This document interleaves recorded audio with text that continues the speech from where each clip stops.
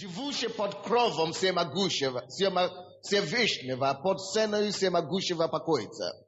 Говорит Господу, прибежище мое и защита моя, Бог мой, на которого я уповаю.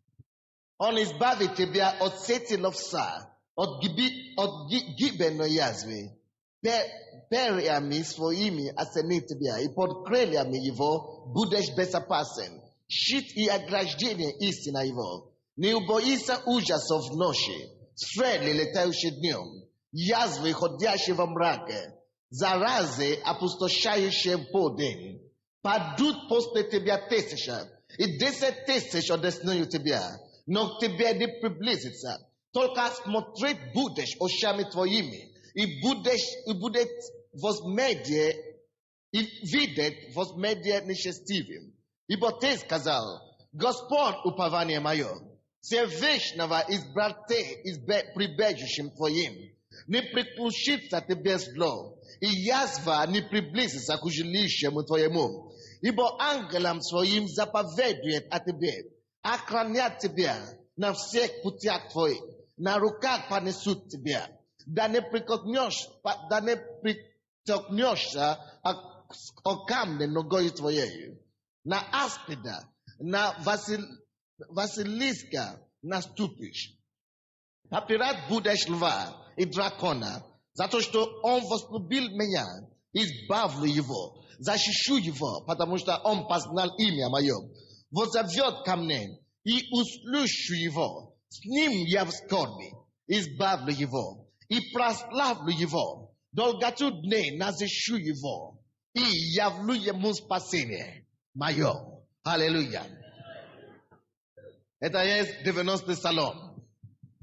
Бог говорит слово свое здесь. Аллилуйя. Живущий под кровом всемогущего, под сеною, живущий под кровом Всевышнего, под сеною всемогущего покоится. Дорогие мои, есть люди, которые живут под кровом всемогущего. Есть люди, которые могут жить боку Бога вечного. Есть люди, которые могут найти место у покаяния прямо у постели Бога самого. Дорогие мои, ты можешь быть этот человек. Бог говорит, что мы с вами можем найти свой уют, свое прибежище в нашем Боге. Бог не спас нас, чтобы мы просто были как другие, и мы жили в безопасности, в опасностях. Бог не спас нас, чтобы потом мы жили в переживаниях. Бог не спас нас, чтобы мы потом жили в опасениях. Бог спас нас, чтобы мы могли видеть его как могущее прибежище для нашей души. Бог спас нас не только, чтобы наш дух был безопасен. Бог спас нас, чтобы мы были в сохранности. Духе, душе и в теле также. Бог спас нас, чтобы мы могли начинать видеть его, как наша охрана, чтобы мы могли начинать надеяться на него, чтобы мы так были близко к нему, чтобы мы начинаем видеть его рядом с нами, чтобы мы начинаем видеть себя у его руках и его ложе. Бог хочет быть так реально для нас. Бог хочет быть так близко к нам. Бог хочет быть так близок к нашей душе, чтобы мы начали физически даже его ощущать, что он несет на руках. Живущий под кровом всемогущего. Как ты достигаешь это место? Как ты попадаешь туда? Это есть уединенное место. Место молитвы. Сохрани себе там. Укройся там. Просто укройся там, чтобы там, где ты будешь один с ним. Там, где нету посторонних. Возлюби его присутствие. Возлюби его присутствие. Возлюби его присутствие. Живущий. Это значит, вы там живете. Где вы живете? Присутствие Бога. На месте молитвы. На месте благодати. Там, где есть трон и благодати. Вы пребываете там. Этот дьявол ищет вас. Он находит вас не где-то с проституткой, как Самсона. Этот дьявол ищет вас. Он не находит вас там в казино где-то. Yes, the diavol ищет вас, он вас не найдет где-то в магазине, где вы крадите своего родного магазина. Где вы похищаете своего родного магазина. Если дьявол ищет вас, пускай он найдет вас там, где вы живете. А где вы живете, там, под кровом всемогущий. Жить. Что значит жить? Я живу в своем доме, в своем квартире. Я знаю, что я там всегда, я там живу. Только когда я на работе, меня нету дома. Но я дома, я живу. Где ты живешь в духовном мире? Где твое место сосредоточено? Где свое сердце сосредоточено? Библия говорит, что там, где ваше сердце, там, где твое богатство, там, где твое ценность, там, где твое сокровище, там твое сердце. Где ты живешь? Живешь ли ты под кровом всемогущего? А потом что-то случается с тобой, и ты говоришь, почему Псалом 90 не работает? Ты что, неграмотный, не читал? Там не написано, просто для еле-еле христиан. Там написано для живущих под кровом всемогущего. Дорогие мои, мы можем сделать кровь всемогущего наш дом. Это не обязательно ты должен быть на одном месте 20 часов в сутки, чтобы только молиться там. Но ты не уходишь оттуда. Есть один проповедник, Смит Виггсворт. Я это часто говорил, многие лидеров знают это. Он говорит, потому что он воскрешал 23 человека из мертвых. Около 30 вообще-то. 3 человека из мертвых. Около 30 человек он воскресил из мертвых. И люди спрашивали у него, почему у тебя такие чудеса? Сколько людей бросали колесо, никто не может считать. Почему у тебя огромная вера такая? Он говорит, они говорят, наверное, ты слишком много молишься. В сутки есть 24 часов, наверное, из 20 из них ты только молишься. Он говорит, не, когда, потому что я всегда знаю, я всегда туда-сюда. Он говорит, я не молюсь 20 часов в сутки.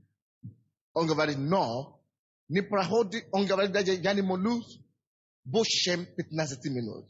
Но он говорит, но, не проходит 15 минут, чтобы я не молился. Я никогда не молюсь больше, чем 15 минут, но я не проходит 15 минут, чтобы я не молился. Он жил где-то. Как называется того места, где он жил? Под кровом Всевышнего.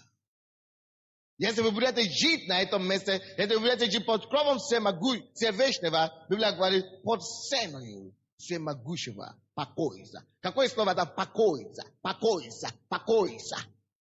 Живущий под кровом Всевышнего, под сеною всемогущего покоится. Говорит Господу, прибежище мое и защита моя, Бог мой, на которого я уповаю. То, что вы живете под кровом Всевышнего, это еще не значит, конечно, у вас будет покой его. Это точно. Но видите, что живущий под кровом всемогущего, Библия говорит, что у него будет покой. Но второй стих, речь еще идет дальше о другом. Говорит Господу, прибежище мое и защита моя, Бог мой, на которого я уповаю. Если вы живете под кровом Всевышнего, у вас будет его покой, но Библия говорит дальше, когда вы ходите с Богом, когда вы идете с Богом, ходите с Богом, вы не должны просто считать, как я совершал эту ошибку раньше. Я думал, что потому что я иду с Богом, я с Богом, поэтому его защита автоматически на мне. Это неправильно. Библия говорит, что тот, кто живет под кровью Всевышнего, что во втором стихе он говорит, это человек, который живет под кровом Всемогущего, хотя ты живешь там, под кровом Всемогущего, хотя ты ходишь Богом, хотя ты теперь служишь Богу, Библия говорит, не обадимо еще, чтобы ты говорил, чтобы ты провозглашал свою защиту. Человек, который живет под кровом Всемогущего, говорит, не самому себе только, он говорит Господу. Говорит Господу. Говорит Господу. Говорит, что он говорит Господу. Что тебя следует говорить Господу, если ты ищешь его защиту. Ты ходишь с ним, ты живешь на место молитвы, ты общаешься с ним, но это не хватит, это недостаточно. Тебе необходимо еще продолжать провозглашать и говорить Господу что-то. Что надо говорить Господу? Прибежище мое. Ты, Господь, прибежище мое. Я благодарю Тебя, что ничего плохого не прикоснулся ко мне. Я благодарю Тебя, Господь, что если какая-то опасность, я имею место, куда я могу идти, куда я могу прибежать. Ты мое прибежище, Господь. Ничего не найдет меня, дьявол меня не найдет, грех меня не найдет, нечистота меня не найдет, экономическая разруха меня не найдет, кризис меня не найдет, враги меня не найдут, потому что ты мое прибежище. Что такое прибежище? Прибежище — это есть особый город, который во времена Израиля, который Моисей, Бог говорил Моисею, чтобы Моисей строил город. Чтобы когда кто-то совершает преступление случайно, и его надо было бы убить, хотя он не виноват, он случайно делал преступление. Чтобы мог быть шанс, чтобы мог быть шанс для него, чтобы избежать этого наказания. Они построили прибежище, чтобы они могли из города убежать, из города и убежали в прибежище. Когда они как только что они входят в это прибежище, никто не имеет права их наказать или их убивать. Здесь, поэтому Библия говорит, ты говори Господу, что Он твое прибежище устанавливает это в духовном мире. Устанавливай это, разговаривай с Богом об этом. Идите один на один и поговори с Ним, что Господь, ты мое прибежище, даже если я что-то делаю плохо, даже если я что-то делаю по незнанию, но Господь, я знаю, что когда тот, который приходит, чтобы наказывать, когда тот, который приходит, чтобы взыскать у людей, у виновных, я прибегу к Тебе, Господь. Ты избавишь меня, Ты есть мое прибежище, и ничего не прикоснулся ко мне. Ты должен знать, что такое прибежище, чтобы понять, насколько сильно это слово. Говорит Господу, прибежище мое, защита моя. Защита, что это значит защита? Когда ты борешься с людьми, которые сильнее тебя, ты нуждаешься в защите. Это хорошо, это приятно, когда ты борешься с кем-то, тебя бьет, и ты уже ослабился в духе, да, и в силе, ты падаешь, и тут приходят какие-то знакомые, и они тебе помогают, иди отдохнуть, мы побьем этого врага. И Библия говорит, что Бог есть такой знакомый для тебя. Он есть такой защитник для тебя. Ты поэтому должен говорить это Господу. Что Господь, я знаю тебя, что ты есть защитник беспомощный. Ты есть мой защитник. Ты есть моя защита. Ничего не побьет меня, ничего не ударит меня по голове. Ты моя защита. Говори это Господу. Сначала ты живешь под кровом Его. Бог мой, на которого я уповаю. Ты говори это Богу. Ты говоришь, что Он знает без этого. Он знает, но Он уже слышит у тебя. Войди в контракт с Ним. Войди в соглашение с Ним. И Господь, ты Бог мой, на кого я уповаю. У меня нету на кого я мог бы уповаться. Но на Тебя, Господь, я очень уповаю. Поэтому день и ночь я пробиваю в Твоем присутствии. Я молюсь, общаюсь с Тобой, потому что Ты есть моя защита. Ты есть мое прибежище. Он избавит тебя. Когда ты это делаешь, посмотри, что Он сделает. Посмотрите с 3 стих. Когда ты живешь под кровом Всемогущего, и ты говоришь ему, что Он есть Бог, на кого ты уповаешь, Библия говорит, Бог, Он избавит тебя. Скажите, Он избавит меня. Он избавит меня. Мой Бог избавит меня. От чего? От сети ловца. Вы знаете, что такое сети? Сети. Есть многие люди, которые любят настраивать сети для людей. Есть разные ловцы. Не только рыбы они ловят. И не только на охоте они ловят. Некоторые любят ловить людей. I возможно, кто-то гонит за тобой сегодня. Возможно, кто-то пытается тебя ловить. Возможно, кто-то строит сети для тебя. Бог говорит, если ты ходишь с Богом, живешь под кровом Его, что Он избавит тебя от этих сетей, сколько бы их не было, насколько бы они не были специалисты. Он избавит тебя от таких ловцов, даже если весь Киев ловцы. Бог избавит тебя, если ты живешь под кровом Его. Он избавит тебя от сети ловцов. Он избавит тебя от гибельной язвы. То есть вы знаете, что бывают такие язвы, которые убивают людей. Нет здесь врачей, наверное. Что есть язвы такие, которые убивают людей. А? Библия говорит, если у тебя когда-то появится язва, может быть, у кого-то уже есть язва из вас, поднимите ваши руки. Язвы. Слава Богу, Бог поисцелил всех. Потому что я знаю, что у многих из вас была язва раньше.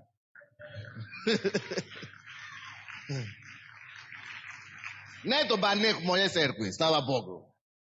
Короче, если у кого-то будет язва, скажите: Господь, я живу под кровом Твоего. И Ты сказал, что Ты избавишь меня от гибельной язвы. Поэтому эта язва мне не принадлежит. Ты избавишь меня от нее. Поэтому во имя Иисуса Христа язва, я избавлен Богом. Обращайся к Нему. Эта язва тебя слышит. Он избавит тебя от сети ловца, от гибельной язвы. 4 стих. Перьями или перьями. Перьями своими осени тебя. И под крыльями его будешь безопасен. Перьями своими осени тебя. Вау. Вау. Вы когда-то видели курицу? А? Вот такая будет тебя защита. Тебя не только будет защита там, тебя будет там даже тепло. Я говорю, тебе даже будет тепло там, не только защита. Теплота для твоей души. Теплота для твоего духа. И теплота для твоего тела во имя Иисуса. Перьями твоими осени тебя. И под крыльями ты будешь безопасен. Щит и ограждение, истина его. Истина его, ты держишь истину его, а это истина его. Слово его есть щит и ограждение для тебя. Защитит тебя и оградит тебя. Во имя Иисуса Христа. Повторите, пожалуйста, за мной исповедание, которое я буду говорить. Живущий под кровом Всевышнего, под сеною всемогущего покоится. Господь, я верю Твоему Слову. Я не просто верю Слову. Я исполнитель Слова.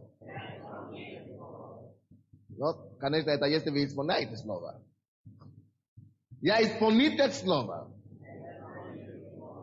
И я верю, что я есть тот человек, который живет под кровом Всевышнего.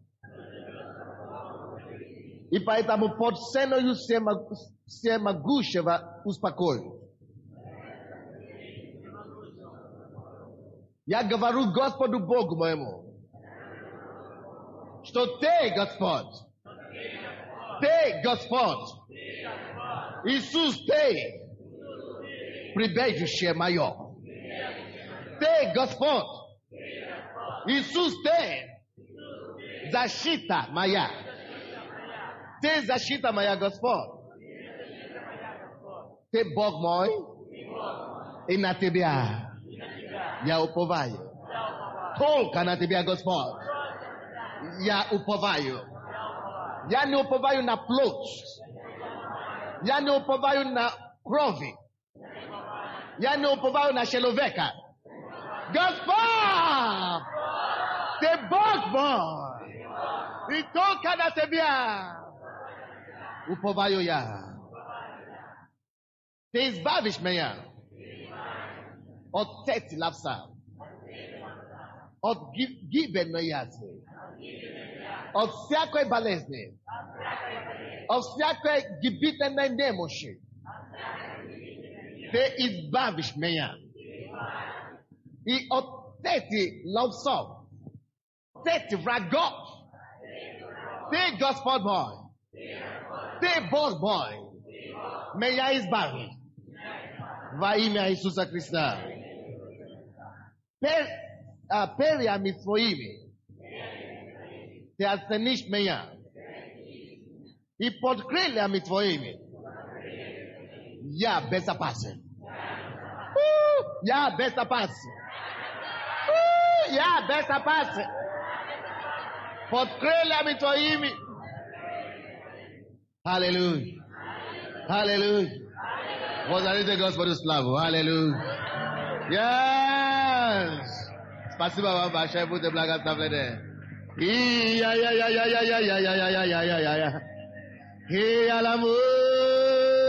Слава тебе, Господь. Слава тебе, Господь, за твою защиту, Господь. Аллилуйя, аллилуйя, аллилуйя тебе, Иисус. Слава тебе. Amen. It is precious. Hallelujah. Я продолжаю свою проповедь сегодня с 5 стиха. И очень быстро. Не убоишься ужасов ночи, стрелы, летающие днем. Если вы пишете, продолжайте. Библия говорит, тот человек, который живет под кровью Всевышнего, тот человек, который делает Бог, Господа своего, прибежище своим, человек, который принимает Бога как защита его, человек, который не уповает на себя, человек, который не уповает на свое знание и способность, человек, который сумеет довериться Богу, не только как своего Спасителя, но человек, который видит Бога, его защиту, человек, который видит Бога, его упование, человек, который видит Бога, его избавление, человек, который не ищет помощи, он человек, который смотрит на небеса, который говорит, Господи, ты помощник мой, и от тебя я получу избавление. Человек, который встает утром, не прибегает к газете, не прибегайся к телевизору, но прибегайся к Богу и говорит, Господь, сегодня я хочу быть под кровом твоим. Библия говорит, что такой человек будет безопасен под перьями и крыльями Божьими. Господь, есть духовные крылья, которые закрывают возлюбленные Божьи. И Библия говорит в 5 стихе, и оттуда мы начинаем сегодня. Не убоишься ужасов. Одна из стратегий дьявола, чтобы вредить нас, это страх или ужас. Дорогой мой, большинство вещей, которые неприятные вещи, которые с нами происходят, они происходят с нами, потому что дьяволу удалось напугать нас о них. И я вам скажу, большинство тех вещей, которые вы боитесь, сбудутся в вашей жизни. Вы не должны бояться ничего. Вы помните, кто из вас знает историю Иова? Все то, что случилось с Иовом, случилось с ним, потому что он открыл дверь для этого. Если ты боишься, то ты упадешь от Бога. Если ты боишься, то что ты попадешь в грех, ты упадешь от Бога. Не принимай страх от дьявола никогда. Не принимай страх от обстоятельств. Не принимай страх от людей. Вы видите, дьявол специально создает обстоятельства вокруг нас, чтобы мы могли бояться. Видите, здесь Библия говорит, что не убоишься. Бог говорит нам это, что ты, уповаешься на Бога, ты не убоишься. Бог нам говорит, чтобы мы не боялись. Ты не убоишься ужасов. Вы знаете, почему Бог говорит, что ты не убоишься ужасов? Слушайте меня внимательно. Потому что Бог знает, что ужасы Это видимые обстоятельства, которые дьявол создал, на которые ты мог смотреть и убояться. И если ты увидишь эти ужасы, которые происходят вокруг тебя, если ты заметишь их, если ты обратишь внимание на эти ужасы, хотя они еще не приблизились к тебе, хотя они еще не прикоснулись к тебе, но если ты будешь бояться эти ужасы, таким образом, этим страхом, ты открыть дверь для нападения дьявола, ты автоматически приветствовал этот ужас в свою жизнь. Вы не поняли, да? Дьявол создает видимые зрелища вокруг тебя. Дьявол создает видимые эффекты. Дьявол создает ужасы, потому что это его мир. Он Бог этого мира. Ему не трудно создавать ужасы и обстоятельства. Дьявол может накрутить и создавать любые обстоятельства вокруг тебя в любое время.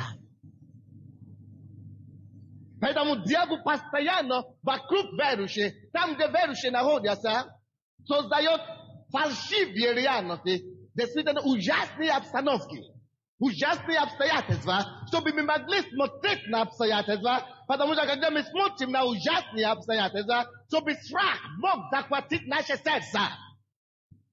Бог этот факт знает.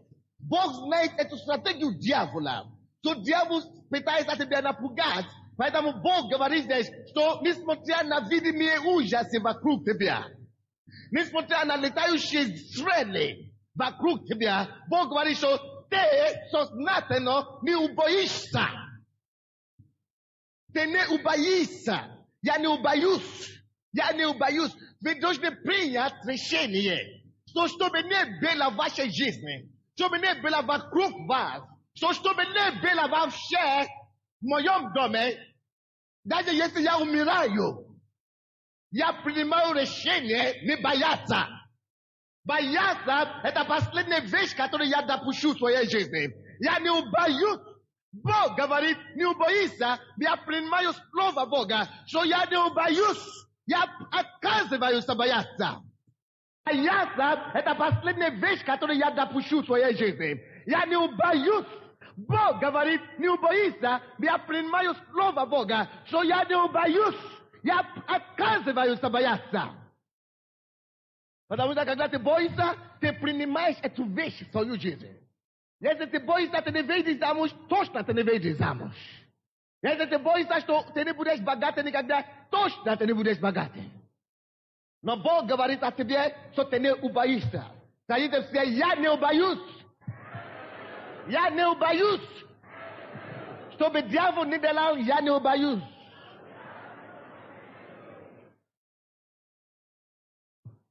То, что случилось с Иовом, он сам приветствовал это в своей жизни.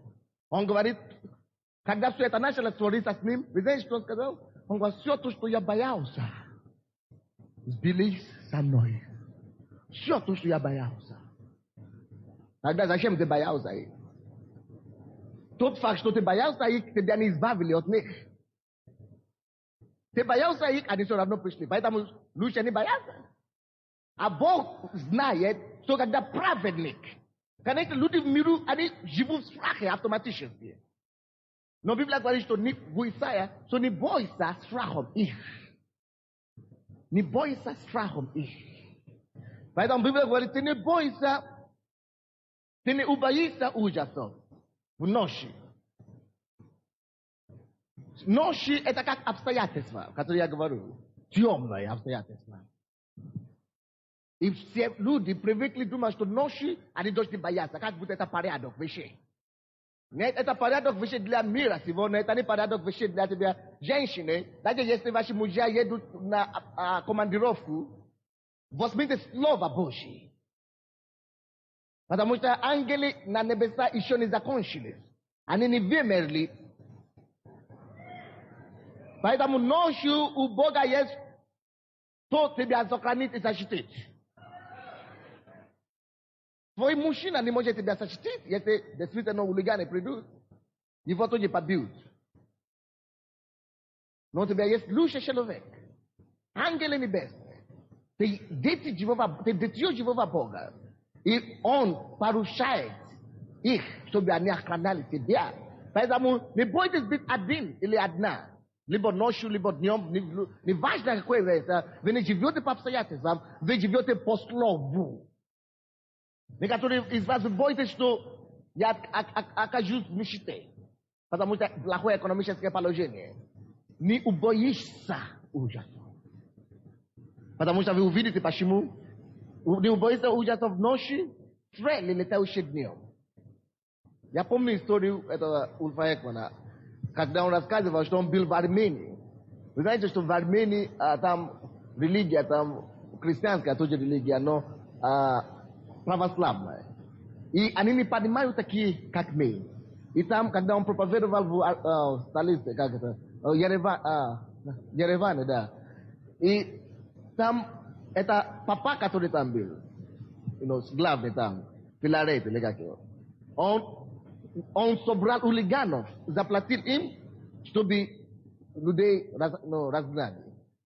И наконец-то он заплатил одному из них, чтобы выстрелил на проповедника. Он даже не знал. Он вышел, и Дух Святой ему сказал, открой 90 псалом. И он считал. Когда он считал с 1 стиха до этого стиха, 5 стиха, что стрелы летающие днем, Дух Святой ему говорит, остановись здесь.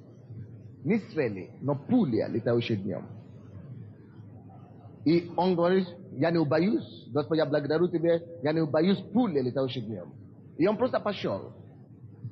И он просто верил, он пошел, потому что это обетование Божье. Если ты не бойся, это не будет. Но если бы он боялся, его бы убили.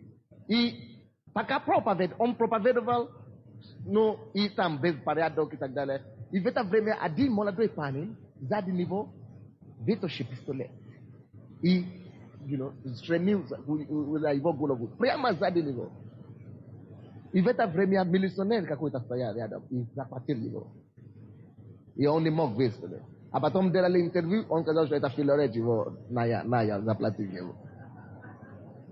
А потом спросили у этого папы, батюшка, почему? Он говорит, что потому что вы иностранцы, у нас другая религия, у нас православная, мы первые христиане и так далее.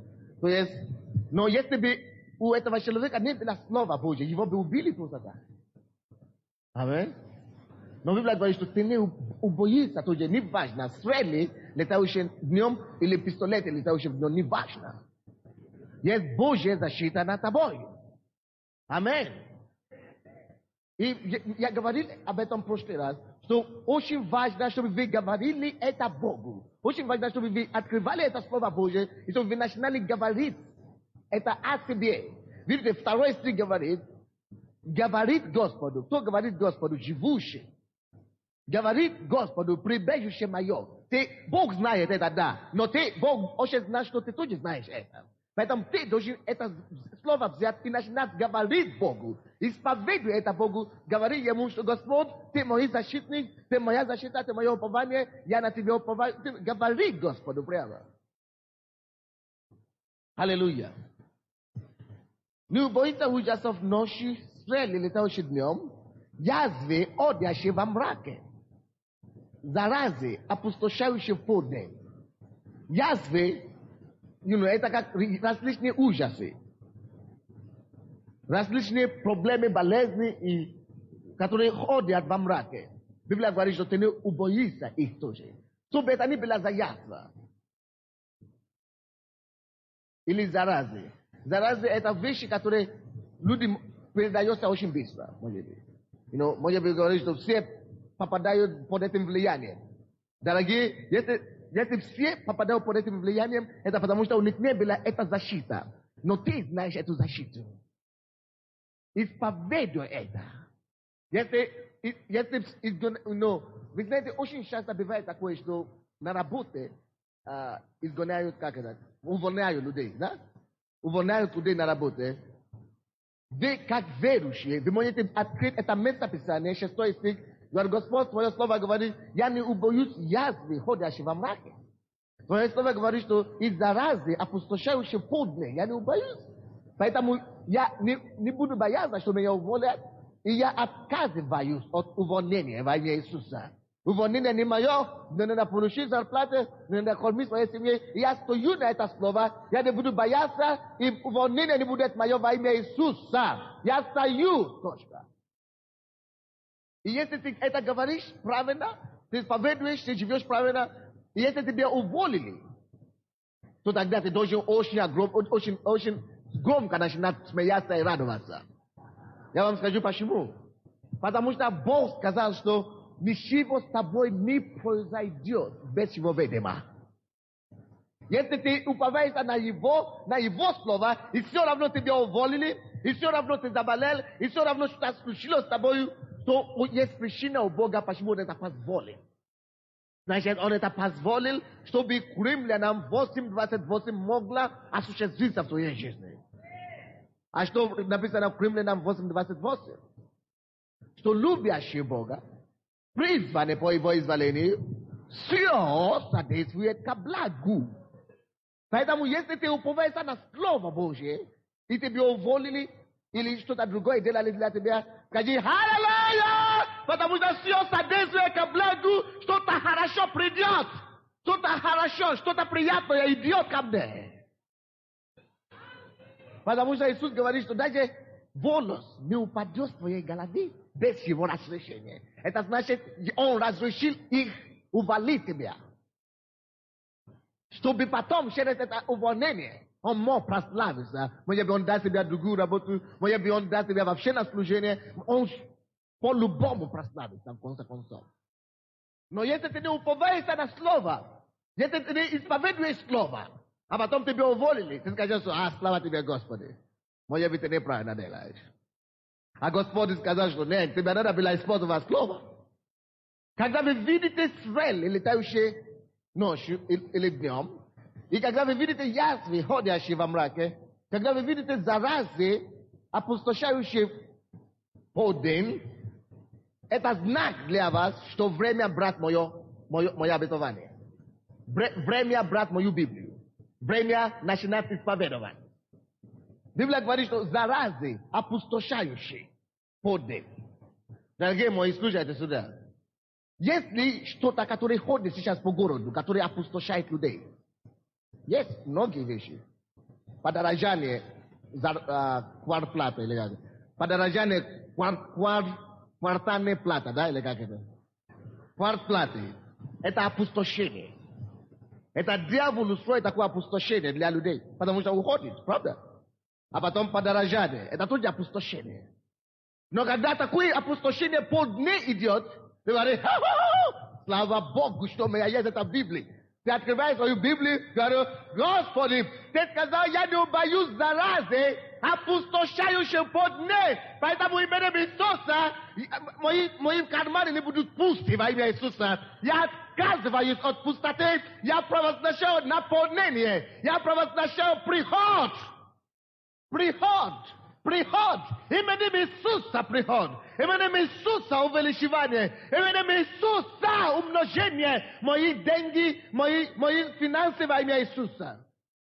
Ты не убоишься. Не бойтесь эти опустошающие заразы. Не бойтесь эти квартплаты, которые увеличиваются. Не бойтесь эти подорожания. Библия говорит, что не убоишься. Если вы будете бояться, как только что вы начнете пугаться, да? Дьявол захватил вас. Потому что эти обстоятельства, я опять повторяю, дьявол создает их, чтобы вы могли их видеть и реагировать. Поэтому Бог говорит вам, что вы не убоитесь. Потому что Бог знает, что если вы не убоитесь их, вы свободны от них. Но страхом вы приветствуете всего лишь их. Тем хуже для вас. Я помню, мы купили машину, церковную машину, брата, кого мы послали, я не знаю, он знал или не знал. Короче, сказали, что машина уже около 10 лет, и мои водители, они начали говорить, но машина уже старая, она разваливается. Я терпели первый день. Терпели второй день. Обычно я люблю молчать иногда. Но терпели, они продолжают это говорить неделю. Jeśli ludzie, ja propowiadam im każdy dzień, niczego nie dochodzi. Ale znaczy, to jest время проповедовать им. Я говорю, стоп, брат. Я говорю, почему ты говоришь, что разваливается? Ну, потому что мы были на станции, а специалист там говорит, что все, уже даже полгода не подъезд, может быть год максимум, даже в год не дотянет. Я говорю, хорошо. Надо продать. Я говорю, хорошо, продадите за такую цену, если вы найдете топик. Он говорит, не, мы не найдем, это слишком большая цена. Я говорю, хорошо, вы люди, вы живете как помышление, как у Мирьяна. Я говорю, почему никто не найдет? Потому что мы были на рынке, такие машины стоят, никто не берет. Я говорю, видите, потому что ты не такой, как человек хозяин эти люди, которые в мире. Ты другой. Если ты хочешь продать их, если я хочу их продать за такую цену, я продам, потому что я не другой, как они. И я тебе скажу, мы не продадим, во-первых, и оно будет служить нам сколько-то лет, как минимум 5 лет. И будет служить хорошо, лучше, чем новое. Я говорю, это то, что вы должны исповедовать. Вы не должны исповедовать, что нет, уже старое разваливается, потому что ты боишься, это то, что ты привезешь, то на тебе. Не бойся ужасов. Не убоишься ужасов. Не убоишься опустошения. Не убоишься мрак. Не убоишься. Даже если ты видишь, что уже такое плохо, ты говоришь, уже все плохо. Что мне делать? Есть решение, если нет решения. Меняй это своим словом. Меняй это своей позицией, своим положением. Стой и говори, ага, такое дело, да? 10% уходит на зарплату, на квартплаты. 10%, представляете? Ага, хорошо. Теперь, я принимаю решение не бояться. 10% я плачу квартплаты, я говорю, эти деньги, которые я тратил на квартплаты, я повелеваю вас. Во имя Иисуса Христа. Возвращайтесь двойное. Именем Иисуса. Я не боюсь опустошения. Именем Иисуса я призываю эти финансы обратно в мой карман. Именем Иисуса Христа я призываю обратно. И возьмите пожертвование в это время. Господь, я посею эти деньги как точки контакта с тобой. Вот я сею эту сумму, чтобы эти деньги и на двойное вернулись ко мне, то, что я платил за квартплаты. Не бойтесь, стойте в вере, меняйте обстоятельства во имя Иисуса. Библия говорит, что кто будет иметь веру, как горчичное зерно, и скажет горе сей, поднимись и выкни с моря. Будет ему, что не скажет. Будет ему, что не скажет. Выкни с моря. Меняйте обстоятельства. Не сокрушайтесь под обстоятельством. Закрушайте обстоятельства. Мы призваны сокрушать обстоятельства. Мы призваны менять ситуацию. Мы не призваны быть подавленными. Если на работе и везде люди боятся, они говорят, как мы будем жить, Молчи. Не надо повторять то, что они говорят. Пускай они говорят. Ты делаешь вид, как будто ты не слышишь. Потому что если ты начинаешь говорить им, так они начнут спорить с тобой, что с тобой. А ты не надо говорить с ними, пускай они говорят. Это будет им то, что они говорят. Но когда ты приходишь домой, ты говоришь, слава тебе, Господь, что мои коллеги так говорят, но я говорю другое. Потому что я служу тебе, Господь, я знаю тебя, Господь, я живу под кровом Всевышнего.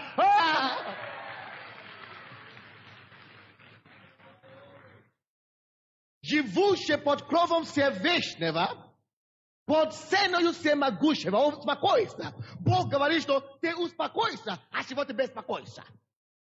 Бог хочет, чтобы мы жили в покое.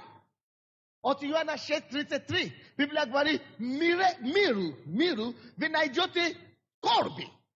Мир полна скорбь. Видите? Мир полный скорби. Но Бог говорит, что в мире вы найдете скорби. Но мужайтесь, ибо во мне вы найдете мир. Вокруг всего ужаса мира всего. Вокруг все скорби, Бог говорит, что потому что вы в нем, вы будете в мире, покое. Кто-то говорит, кто-то приходил ко мне в офис, говорит, что я не знаю, я боюсь, что моего мужа уволят, и мне получим квартиру, может, вас своим. Это что? Нонсенс. Ерунда. Он пьет. Хорошо, пускай он пьет. Но если вы хотите квартиру, вы разве от человека хотите квартиру или от завода? От Бога вы заказываете квартиру, не от завода. Конечно, вы стоите на очередь. Но вы говорите, Господь, я хочу квартиру. До конца этого года или до конца, просто вы просто напишите ваши просьбы. Господь, я заказываю эту квартиру у тебя. Мы стоим на очереди, наша очередь подходит, ускори это, Господь, и я заказываю эту квартиру у тебя, и все. Я благодарю тебя, Господь, что ты мне дашь эту квартиру. Печать поставлена, забудь об этом. Благодари Бога только за это. Я благодарю тебя, Господь, за мою квартиру, потому что она придет. И если вдруг хотят уволнить своего мужа или увольняют его, Господь, я благодарю тебя, что его уволили, но все равно я благодарю тебя, что нужное время моя квартира придет, мы получим ее. Потому что ты уже дал заказ Богу. Даже если тебя уволят, когда время получить квартиру подойдет, тебя позовут обратно. Чудо произойдет. Какое-то чудо должно произойти. Не убоишься опустошения. Какое бы ни было опустошение на Украине сегодня, дети Божьи не должны бояться этого опустошения. Не убоишься опустошения в подне. Не убоишься. Мы будем смертны, как лев. 7 стих. Падут подле тебя 1000, и 10 000 одесную тебя. Но к тебе не приблизится. Дорогие мои, если вы начинаете замечать или заметить, что что-то происходит с вашими товарищами, да? Или с вашими друзьями, или с вашими родственниками. Что-то плохо происходит со всеми людьми вокруг вас. Это потому что дьявол хочет, чтобы вы тоже убоялись, что это тоже произойдет с вами. Но именно в это время вы должны говорить, слава тебе, Господь. Увольняю всех, но твое слово говорит, что 1000 упадет, 10 000 упадут. Но я устаю. Ты говоришь, что упадет, эти болеют, пускай болеют. Господь, помилуй их, но я не заболею. Потому что если я тоже заболею, то будет за них молиться.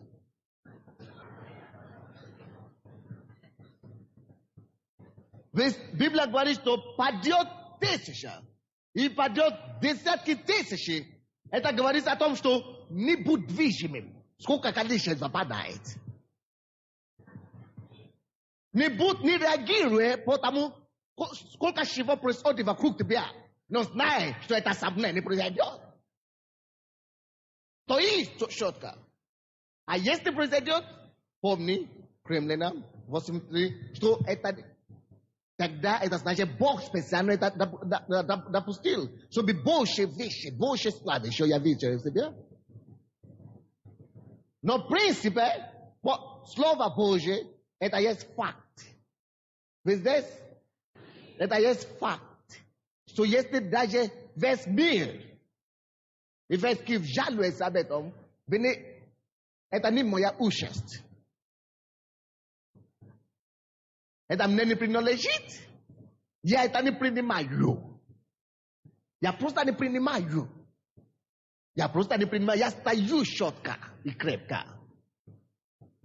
Том тоже Бог говорит обо мне. Так, Библия говорит 7 стиха. Падут подле тебя 1000 и 10 000 одесную тебя. Но к тебе не приблизится. Что Библия говорит?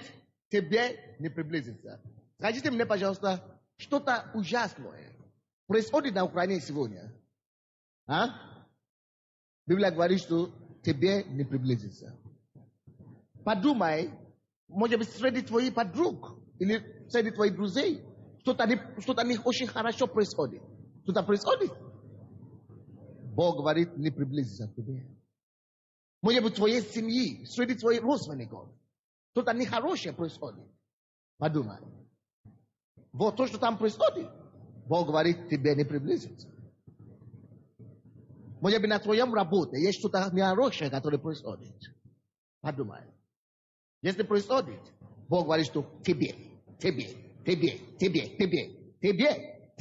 не приблизится. Возьми это и говори, Господь, ты сказал, что моими глазами я буду смотреть, что ко мне не приблизится. Я благодарю тебя, Иисус, что эти вещи, то, что тут происходит, эти вещи, которые там происходят, эти вещи, которые тут происходят, и там не приблизятся ко мне.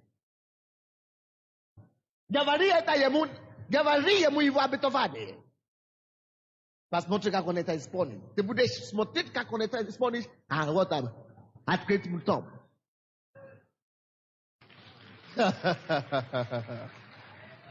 Не приблизится к тебе. 8 стих. Интересный стих. Только смотреть будешь очами твоими и видеть возмездие нечестивых. Ты только будешь смотреть, как это произойдет с другими людьми. 9 стих. Ибо ты сказал, послушайте, почему это все произойдет с вами, почему Господь защитит вас, почему Господь избавит вас, почему Господь не позволит, чтобы что-то приблизилось к вам, почему? Посмотрите, пожалуйста, 9 стих. Ибо ты сказал, видишь, ты должен это говорить постоянно.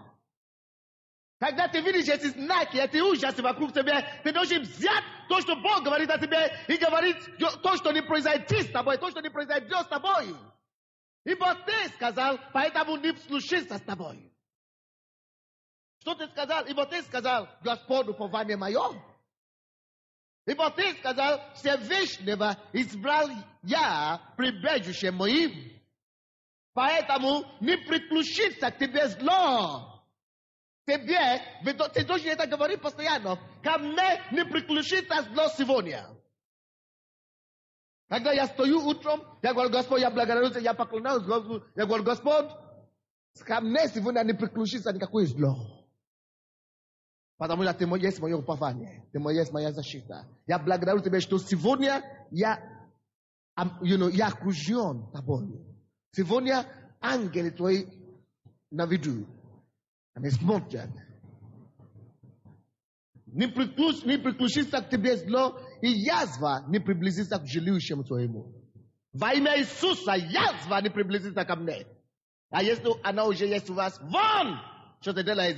Не тот адрес пошел. Попади туда! Вон отсюда! Если у вас есть язвы, или какие-то болезни, не обязательно язвы желудка, но любые болезни, любые вещи, которые терзают вас, которые тяготеют вас. Скажите, не туда попал, именем Иисуса, вон отсюда.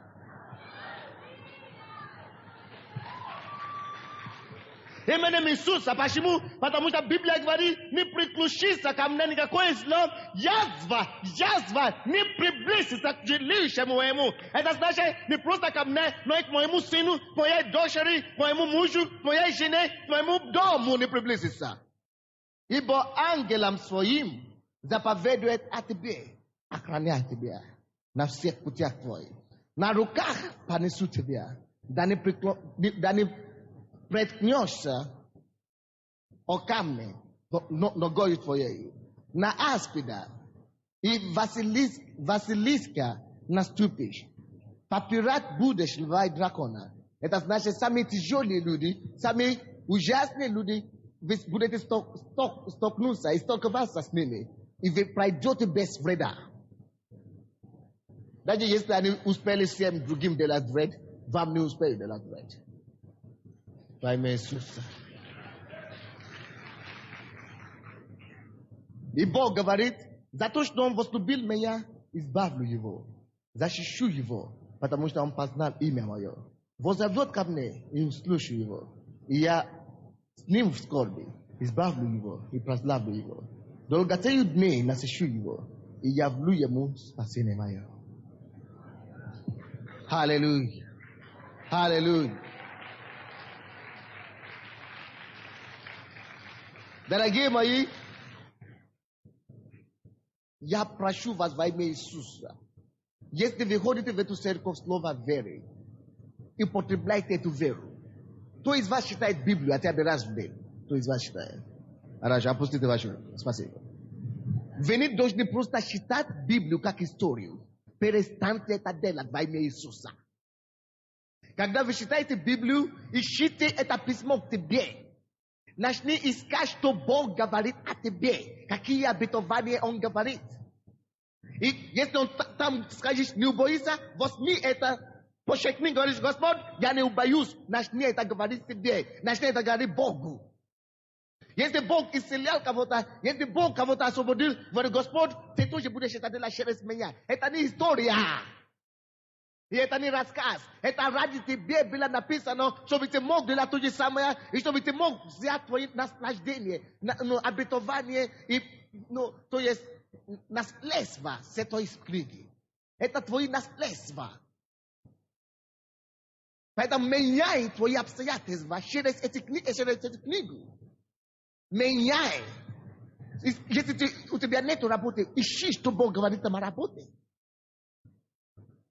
Найди это обетование и призови работу во имя Иисуса. Потому что под этим именем всякое колено преклонится. И всякие уста исповедуют. Если ты бизнесмен, призови контракт.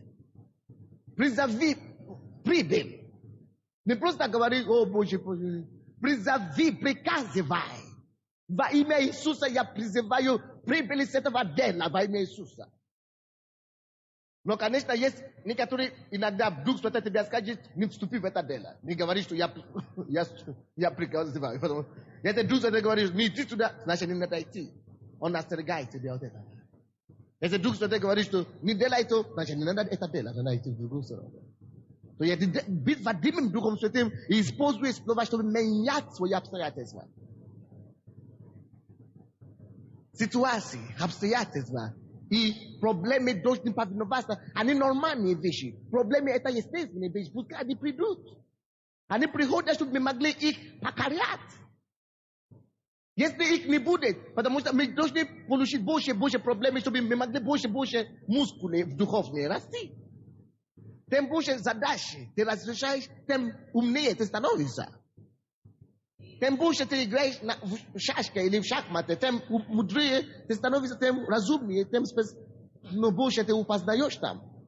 То же самое с проблемами жизненными. Это нормально, это навыки для тебя, чтобы ты усвоили.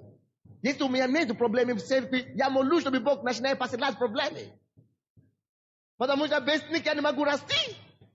Поэтому это естественно, что у тебя есть проблемы. Слава Богу за них.